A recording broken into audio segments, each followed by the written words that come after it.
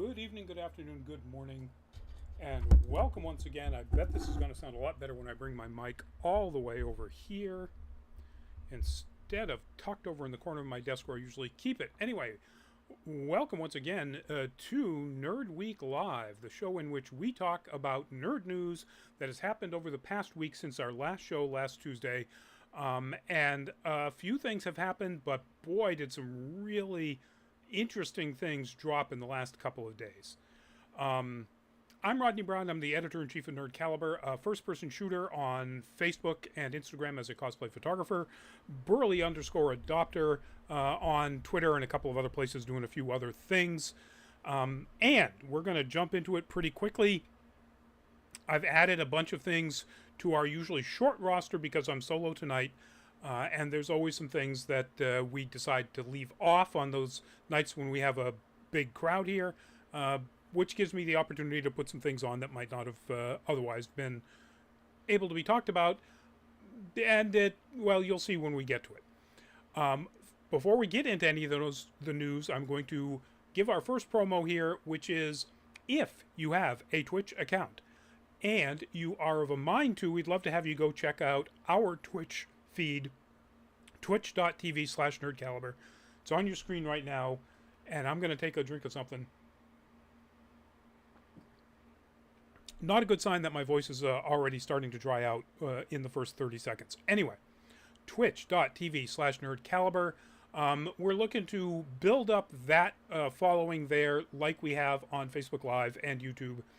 And speaking of all of that, anybody who is in the chats there on Facebook Live, on YouTube, feel free to drop in at any time any of your comments or your opinions on what it is that I'm talking about at that particular moment.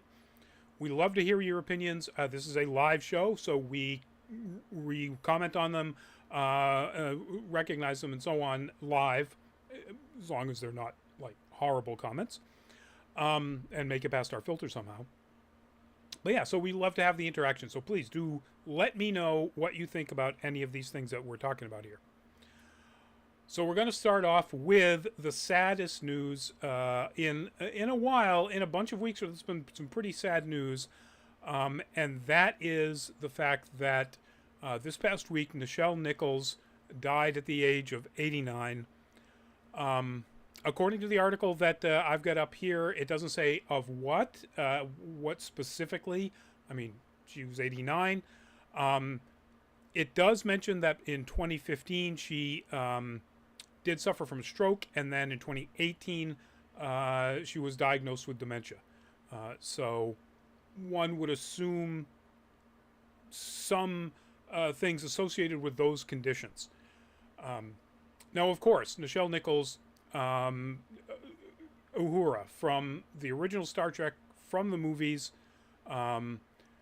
just an absolute icon of representation and of dedication to what that particular role meant and could mean to so many people.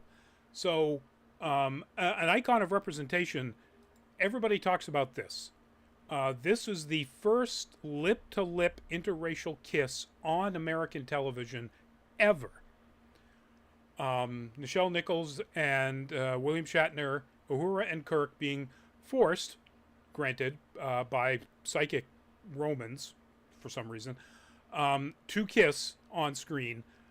But according to all of the reports, at least from Nichols and Shatner, they were told that they didn't have to. They said that every take they kissed, and also every time that they were told to do something that wasn't kissing, they deliberately screwed up their lines so that the only takes that could be used were of them kissing.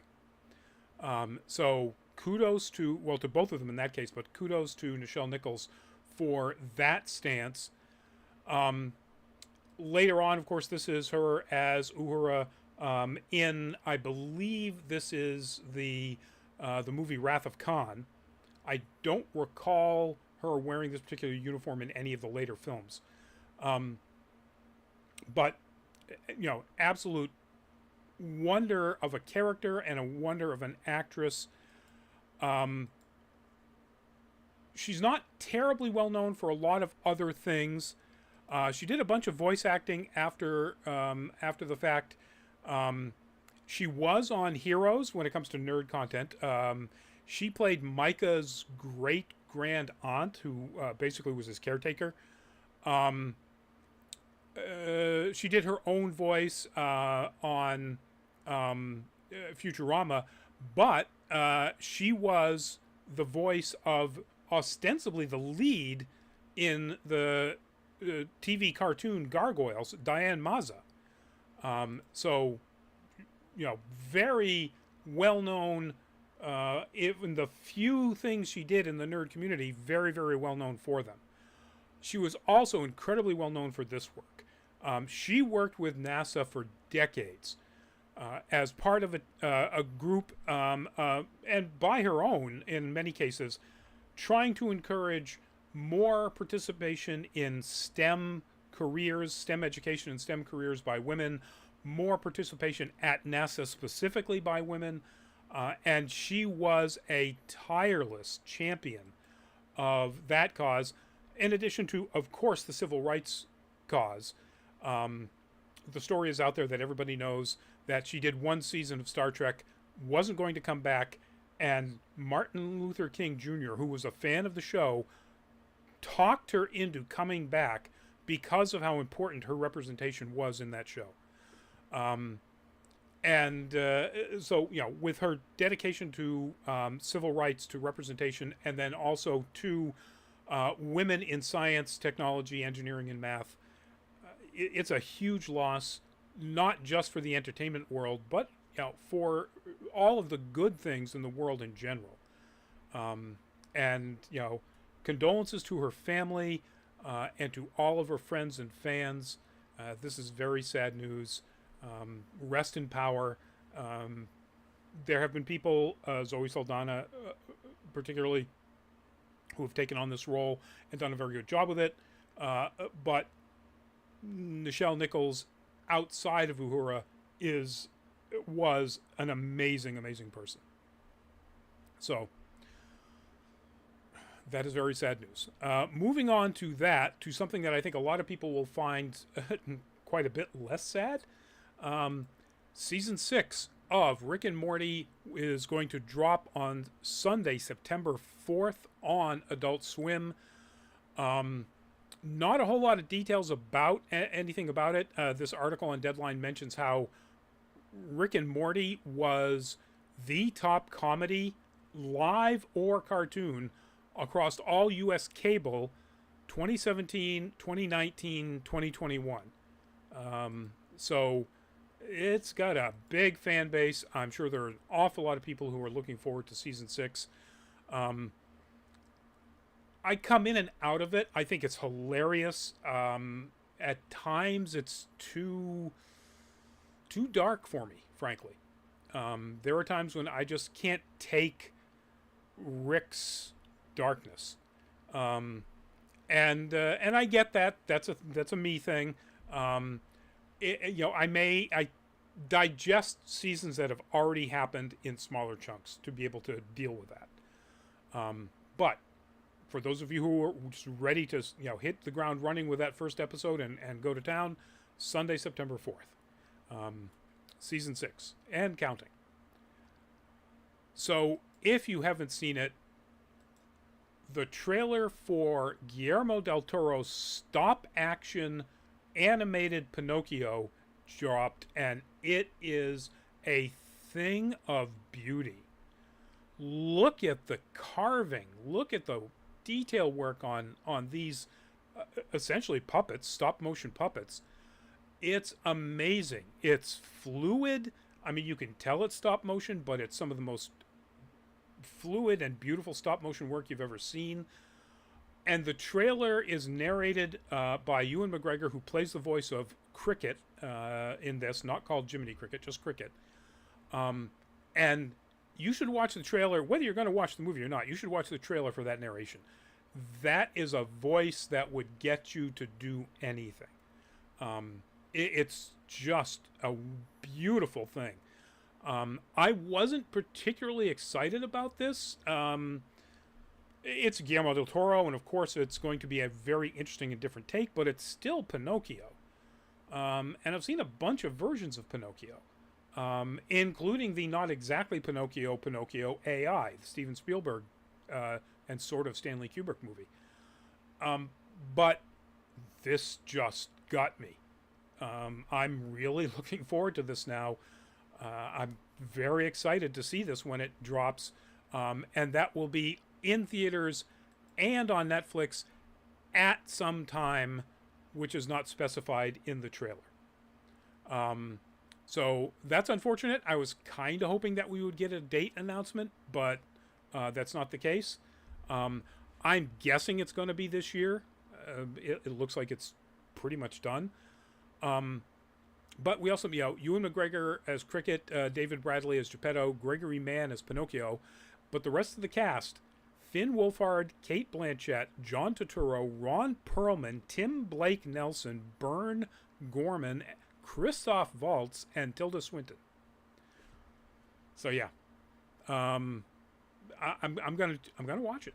Probably watch it on Netflix because that's so much more convenient. But I'm definitely gonna watch it. And I recommend you check out the trailer, if nothing else. Just watch how beautiful this animation is. All right. Now we're moving on to something that is not exactly what I think anybody would dare to call beautiful. Actually, you know what? How did I not get that image up here? I am missing an image, folks. Give me just a second to really quickly add an image here that I missed, because that means we would miss a topic, and we do not want to miss this topic. Kind of, if for no other reason than it's the official topic that's listed in the teaser thumbnail, and that is the trailer for the second trailer for the Disney Plus series Andor, the story of Cassian Andor before Rogue One. And it's really exciting. It's really interesting. It gives you a much greater sense of the tone of what it seems to be the tone of the overall story. And that is, we know the Empire is evil. We know they do all sorts of evil things from the various other movies. This really seems to be concentrating on the Empire as a colonizing entity, or at least doing those things that here on Earth colonial empires have done in the past. It looks very much like Cassian Andor is driven to revolution by what happens to his home planet. It looks like the Empire shows up on his green, beautiful, forested planet and just ruins it. Absolutely destroys the planet, tearing it apart for its resources, probably killing millions upon millions in the process. It's not subtle that they're making this, in this trailer anyway, a metaphor for colonialism. But it also makes it clear that this isn't just Cassian Andor's story. It's the story about the people that brought him to his status as a spy for the rebellion. Going back to the image, we've got Stellan Skarsgård, and he plays a character named Luthen Rael, who seems to be in the trailer in two different timelines. One in which he is a member of the Senate, and the other in which he is pretty ruthless, based on some of the things you see, operative for the rebellion, recruiting people to be ruthless spies and assassins, for his part of the rebellion effort. You've got Genevieve O'Reilly as Mon Mothma, as a senator. So a lot of this takes place, you see a lot of scenes in the Senate. And I think that's really interesting, that I initially thought it was kind of going to be just focused on Cassian Andor. But it's 12 episodes long, unlike a lot of other Disney Plus series. So that tells me that they've got more space that they need to do things with to build this story. I also found out in reading some of the articles to fill out, IMDb does not have the actual names of half of these actors that are listed here. So I had to go to other sources to try to find out, like the fact that Stellan Skarsgård's character is named Luthen. But in that reading, I also discovered that this is intended to be a 2-season series. They're going to start filming season 2 in November of this year, and it will also be 12 episodes, and it will end. This will bring the story up to the beginning of Rogue One. And we know it can't, we know what happens at Rogue One, and we know it can't go past Rogue One. Spoiler alert for a movie that's years old. Cassian Andor doesn't make it. So I think that's really a credit to them, that they're not trying to squeeze, because this takes place 5 years before the start of Rogue One.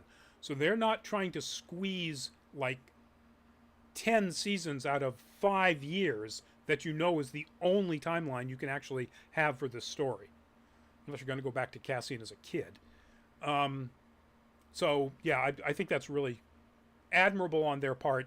Tony Gilroy from Rogue One is the showrunner, wrote most of the episodes, more than half. I wouldn't say most. Well, I guess that is most technically. And that's a good sign. I mean, yes, they brought in another director to punch up his work, which is what caused the confusion between trailers and the final result of Rogue One. But Gilroy's work wasn't that it was bad. It needed work. And he's, as far as I know, not the director on most of these. He is the writer. In fact, looking over here, he is not the director on any of them. So kudos. I can't wait to see this. I think it's going to look well, it already looks really good. If you look at it, it's outstanding. Okay, I got that one nitpick. I've seen this on a couple of other places. The very first 10 seconds or 15 seconds of the trailer shows a couple of people on Andor's homeworld who have apparently already started the idea of being, rebels. And the second one that they show is a guy standing out at the edge of a forest with a weapon, and it is a straight up 20th century Earth stockless, so therefore a carbine essentially, AK-47. They did nothing to modify it except the curved banana clip has a cutout window, which probably has plexiglass, so you can see there's bullets in it. My guess is they're trying to show that the rebels are still using slug throwers while, the Empire has beam weapons, blasters, and so on. You couldn't have paid, a 3D printer guy to do something to cover up that wooden forestock or foregrip that absolutely shows it's an AK, to cover up the blowback gas tube at the top of the gun that absolutely shows it's an AK. I mean, anyway, that's a nitpick. Sorry for my rant. Had to get that out. Anyway, moving on to our next topic, and now we're into the one that's not good, folks. All right, a lot of things have been said in the past few years about the Houston anime convention, Anime Matsuri, mostly about its owners and how kind of terrible their behavior is in a lot of cases. So two things popped up just before the convention happened, which was literally just this last weekend. One was there was an awful lot of foment and anger on Twitter about the fact that among their guests were 4 YouTubers. Here we have a picture of the YouTube channel, the YouTuber in the YouTube channel Yellow Flash.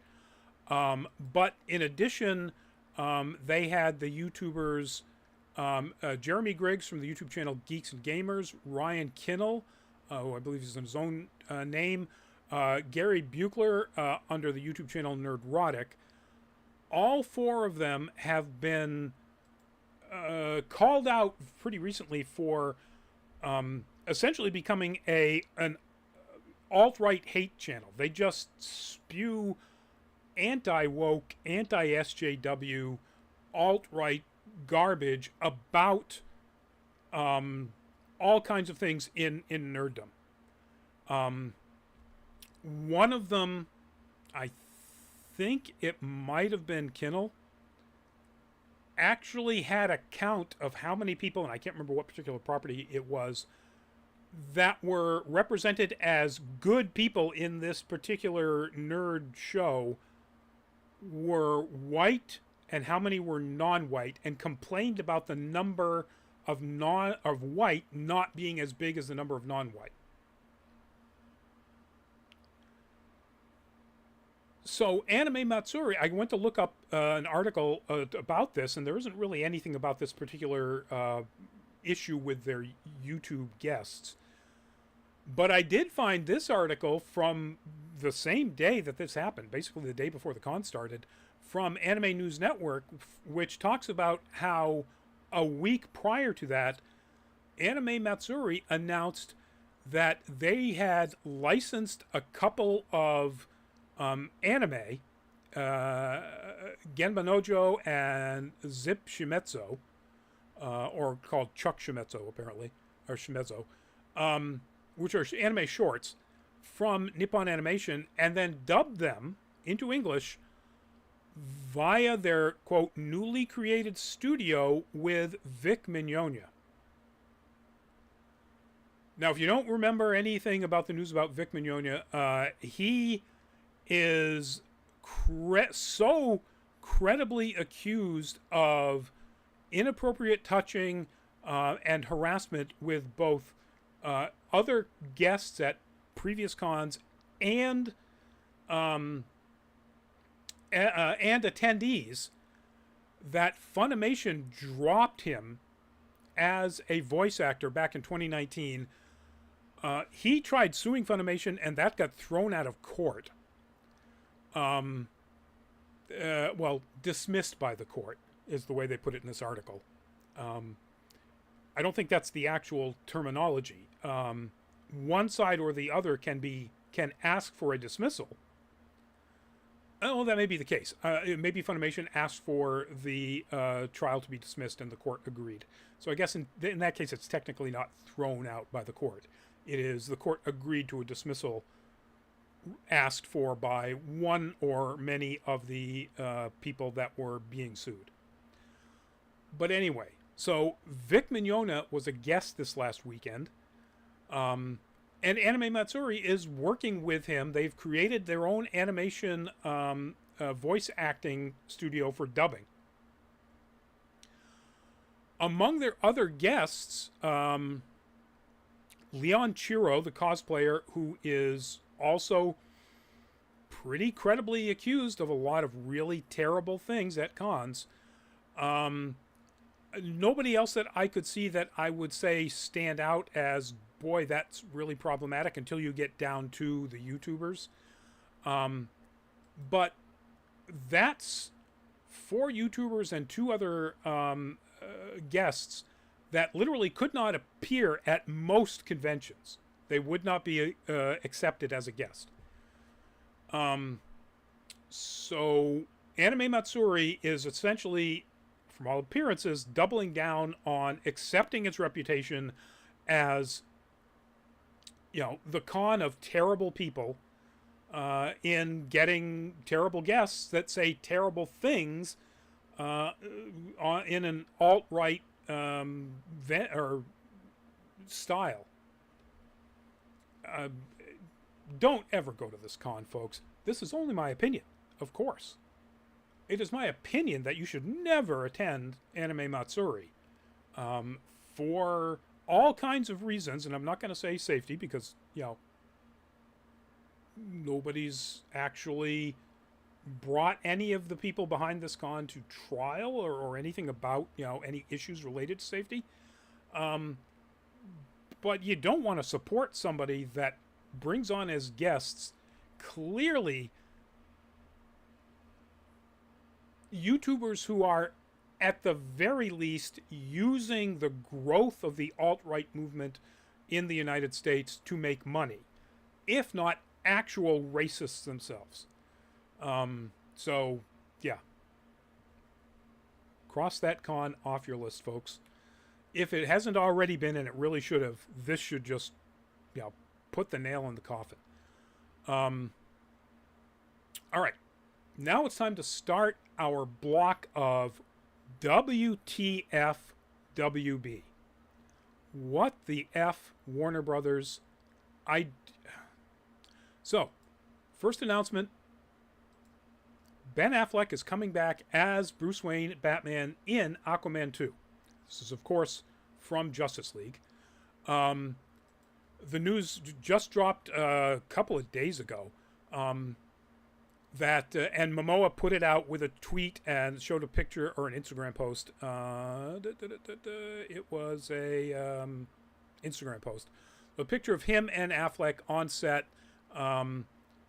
There's no description in here. Nobody said anything about what extent the role will be. But it's really interesting that these two characters have only ever connected in movies made by Zack Snyder. Or these two characters with these actors. Sort of Batman v Superman: Dawn of Justice, where you got a quick glimpse of Momoa as Aquaman, but they didn't interact. Then Justice League, and yes, Justice League was a Zack Snyder film before it turned into partly a Joss Whedon film. But it was still basically what they call the Snyderverse.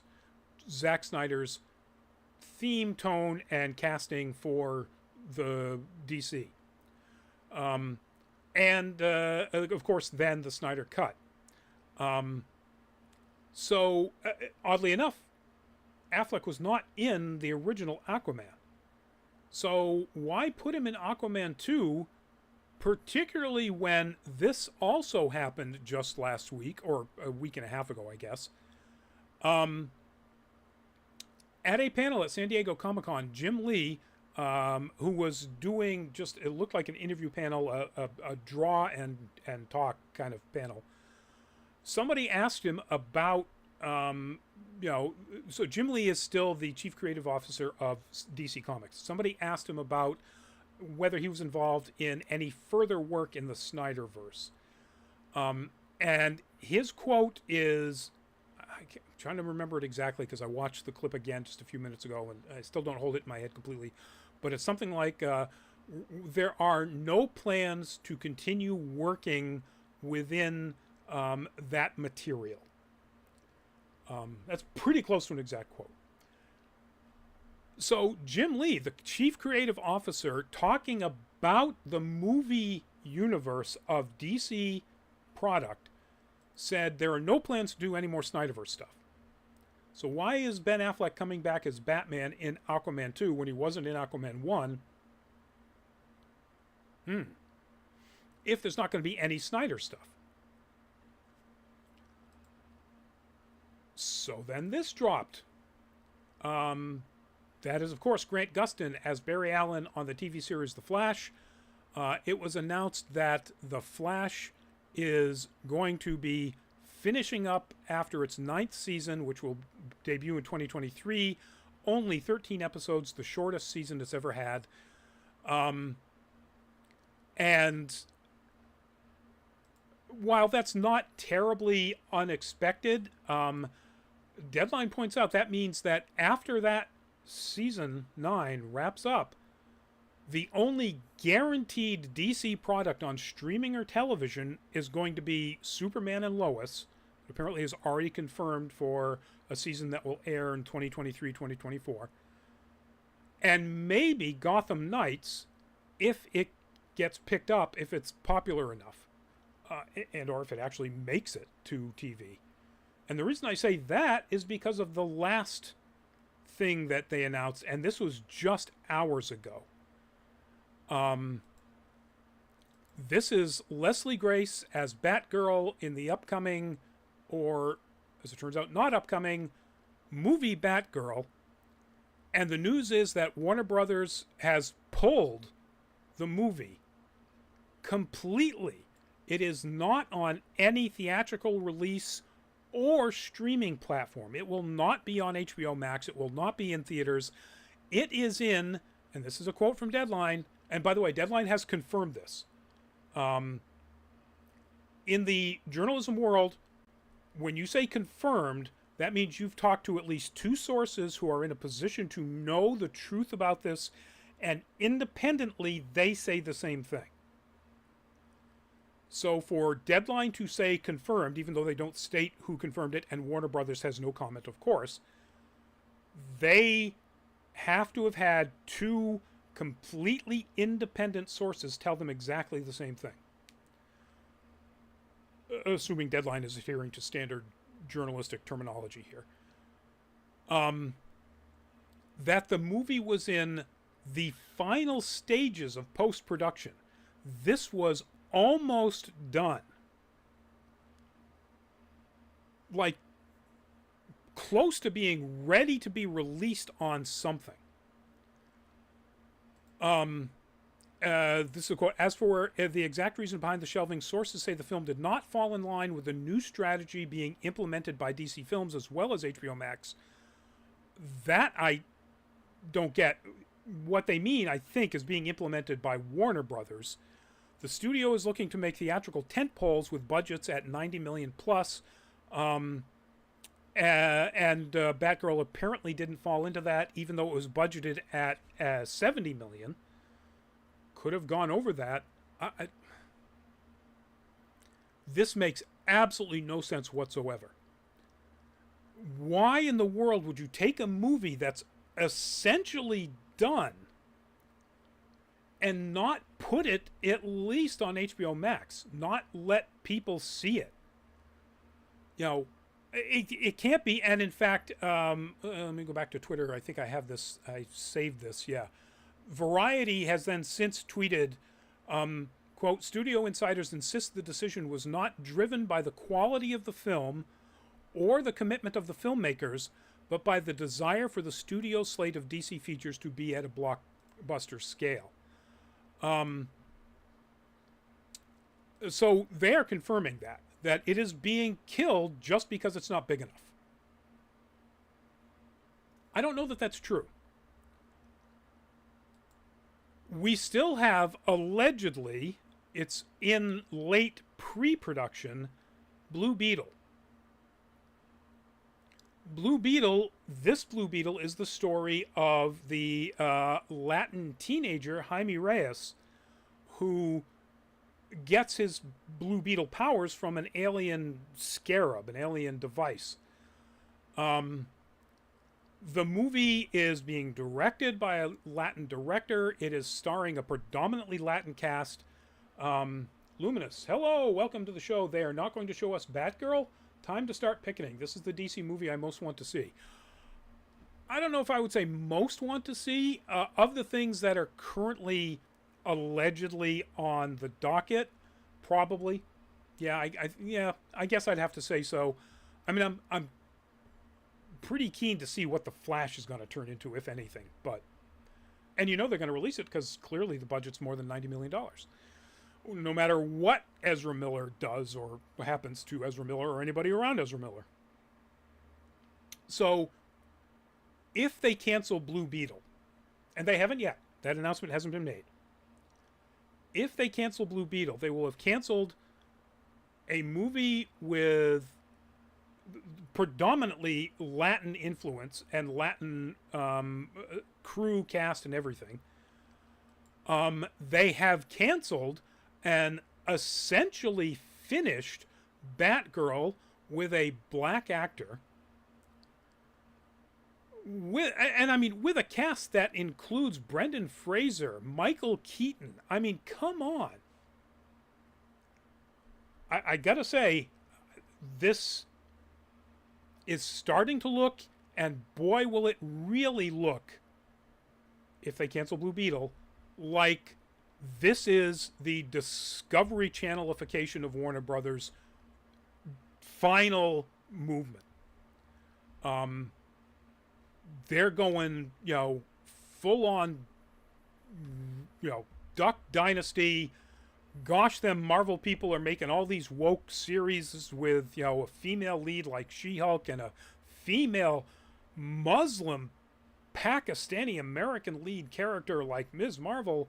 We can't be having any of this. Our Duck Dynasty fans are just going to bail on us. I don't know that anything like that has ever been said in any post-acquisition Warner Brothers Discovery boardroom.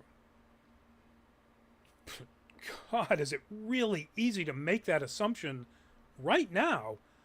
And if they cancel Blue Beetle, please, other people tell me what else is going on that makes sense.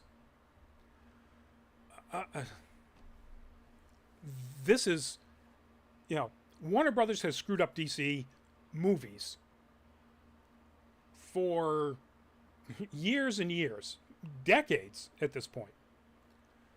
So it's no surprise that Warner Brothers Discovery is going to continue screwing up DC movies. But man, is this kicking it up to another level of screwing things up.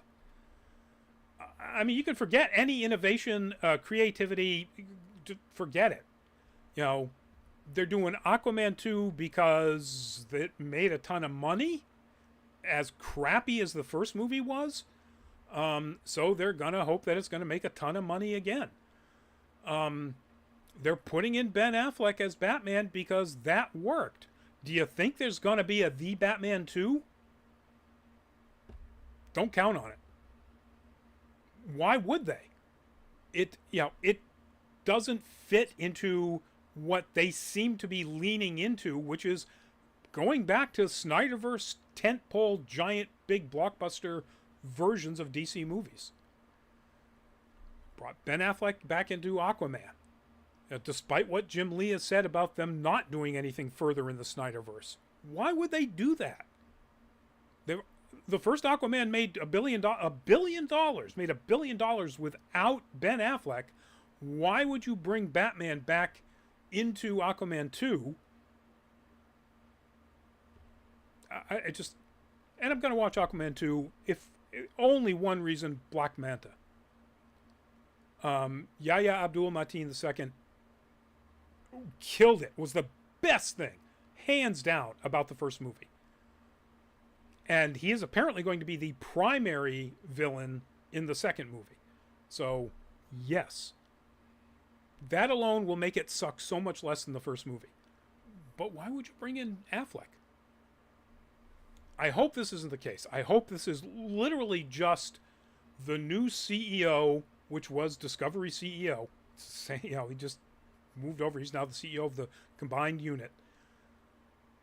Saying, hey, we only want big money. So we're only going to make big money movies in DC properties. And, I think that's a really dumb idea too, but at least it's not a questionably moral dumb idea. I really don't. I want to see Batgirl. Come on. I'm with you. Let's start picketing Luminous. This is just idiotic at a level that, frankly, nobody on Twitter I've been able to see come up with even something remotely like a logical reason. Even the idea that it doesn't meet their $90 million tentpole. It's $70 million at least. It's almost done in post-production. Add another $20 million in special effects. Done. It's a $90 million tentpole. But maybe, just maybe, them Duck Dynasty boys, Toddlers and Tiaras boys there at the boardroom at WB Discovery don't want a movie with a female lead. A black female lead. Maybe. Again, I don't know. I'm not in their boardroom. We'll see what happens with Blue Beetle, folks. I wish we ended this on a better topic, but, maybe if you're a huge... I am a Ben Affleck Batman fan. I like what he did with the character. But I guess that's the good news out of all of this, if there is any. All right, folks, that's it. That's our show. Our last plea is to go to Patreon if you do have a chance. And go check out patreon.com/nerdcaliber, our Patreon page. Please become a patron if you would love to support us. We'd love to have you. 3 tiers, $2 for the lowest tier. And you help us get to more cons, create more content. Finally, I'm getting around to, this is pretty much all my fault, posting up the content, the photos from Kineticon, photos taken by our newest team member, Jeremy, on Instagram. He's Faulty Leyline. So all of that Patreon money helps us do more at more cons. So please do go check it out. With that, thank you everybody who was in the chat. Thank you for all the great comments. Luminous, this is as bad as the BBC not finishing the Tom Baker story written by Doug Adams. Yeah. All right. I'm going to go with it's worse, but because of the potential implications of what it means for the DC ongoing. But yeah, that was a bad one. Anyway, thank you all for joining us. Please do be safe out there, and we will see you at an upcoming con. I think our next con is Fan Expo Boston, which is in 3 weekends. At the BCEC in South Boston, so we'll see you there, hopefully.